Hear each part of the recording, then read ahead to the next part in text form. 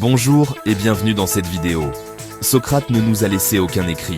Il n'a rien gravé sur la pierre, ni sur le papier. Et pourtant, son écho traverse les siècles. Il n'était ni roi, ni prophète. Il marchait dans les rues d'Athènes, discutant avec les jeunes et les puissants, toujours avec une seule arme, une question. Aujourd'hui, dans un monde saturé d'opinions, de certitudes et de bruit, les paroles de Socrate résonnent comme une brise silencieuse, une lumière discrète mais persistante. Leçon 3. Une vie sans examen ne vaut pas la peine d'être vécue. Socrate ne voulait pas seulement vivre, il voulait bien vivre, et pour cela, il faut réfléchir, examiner, revenir sur ses choix, ses actes, ses croyances. Une vie sans examen ne vaut pas la peine d'être vécue, disait-il devant ses juges. Et il l'a prouvé. Plutôt mourir que vivre sans cohérence, sans vérité intérieure. Vivre sans examiner sa vie, c'est avancer les yeux fermés. C'est suivre la foule, répéter des idées vides, ignorer ses propres contradictions. Mais examiner sa vie, c'est se réveiller. C'est choisir, non subir.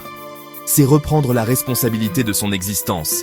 Et cette responsabilité, aussi exigeante soit-elle, est libératrice. Si notre contenu vous a apporté de la valeur, je vous prie de vous abonner et d'activer la cloche de notification pour ne pas rater aucune de nos vidéos. Merci. Leçon 4. Le mal vient de l'ignorance. Pour Socrate, personne ne fait le mal volontairement. S'il y a du mal dans le monde, c'est parce que nous ne savons pas ce que nous faisons. Parce que nous ne comprenons pas pleinement les conséquences de nos actes. Ce n'est pas une excuse, c'est un appel. Éduquons notre esprit, éveillons notre conscience. Le mal n'est pas toujours un monstre. Parfois, c'est une habitude, un aveuglement, une peur. Socrate croyait que si l'on savait profondément ce qu'est le bien, alors on le ferait. Il croyait en la possibilité de chaque être humain de s'élever, par la connaissance, la réflexion et le dialogue. Changer le monde alors ne commence pas par imposer, mais par comprendre, par éveiller, par aider à voir. Leçon 5.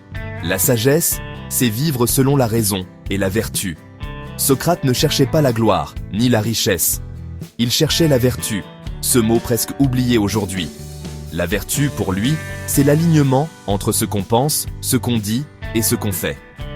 C'est la justice, la tempérance, le courage et la prudence vécue au quotidien. Vivre selon la raison, ce n'est pas vivre froidement, c'est vivre consciencieusement. C'est ne pas se laisser gouverner par ses passions ou ses caprices. C'est rester maître de soi, sans jamais chercher à dominer l'autre. La sagesse, ce n'est pas fuir le monde, c'est y être pleinement, mais sans perdre son âme. Socrate est mort il y a plus de 2000 ans, mais il vit encore. Chaque fois que tu remets en question une idée toute faite, il est là. Chaque fois que tu choisis l'honnêteté plutôt que le confort, il est là. Chaque fois que tu écoutes plus que tu ne parles, il est là.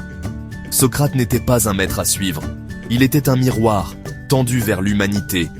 Et peut-être que la plus grande sagesse qu'il nous laisse, c'est celle-ci. Deviens ton propre guide. Cherche la vérité. Vise avec intégrité. Et surtout, ne cesse jamais de questionner. Merci de votre attention et à bientôt pour une prochaine vidéo.